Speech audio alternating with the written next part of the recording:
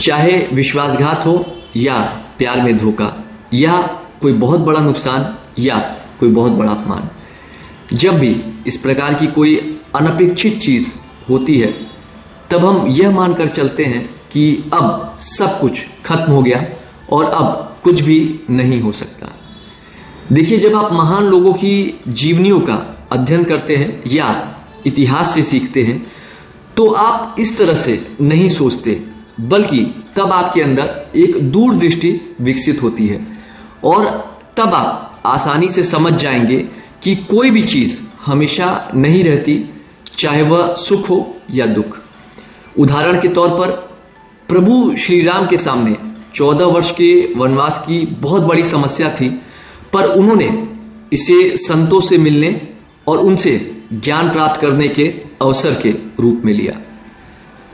ऐसे ही महान गुरु द्रोणाचार्य के मित्र द्रुपद ने उन्हें सबके सामने बहुत बुरी तरह से यह कहकर अपमानित किया कि एक राजा और एक गरीब इंसान कभी भी मित्र नहीं हो सकते, मित्रता सिर्फ और सिर्फ बराबर वालों में ही होती है।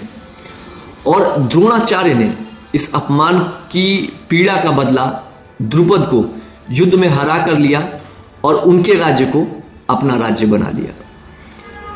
एक और बहुत ही अच्छा उदाहरण है, एक आदमी की जिंदगी की कहानी बहुत ही मशहूर है। यह आदमी 21 साल की उम्र में व्यापार में पूरी तरह से नाकामयाब हो गया। 22 साल की आयु में वह एक चुनाव हार गया। 24 साल की आयु में उसे व्यापार में फिर असफलता मिली। 26 साल की आयु में उसकी पत्नी मर गई। 27 साल की आयु में उसका मानसिक संतुलन बिगड़ गया और उसे नर्वस ब्रेकडाउन हो गया।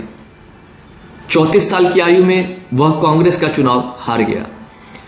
45 साल की आयु में उसे सीनेट के चुनाव में हार का सामना करना पड़ा। 47 साल की उम्र में वह उपराष्ट्रपति बनने में असफल रहा। 49 साल की आयु में उसे सीनेट के एक और चुनाव में नाकामयाबी मिली। आप सोच रहे होंगे कि इस आदमी की कहानी तो पूरी तरह से विफलताओं से भरी है और आगे उसका कुछ नहीं हो सकता, पर यहां पर आप गलत हैं। वही आदमी 52 साल की आयु में अमेरिका का राष्ट्रपति चुना गया और वह कोई और नहीं बल्कि अमेरिका के महानतम राष्ट्रपतियों में से एक अब्राहम लिंकन थे। इसलिए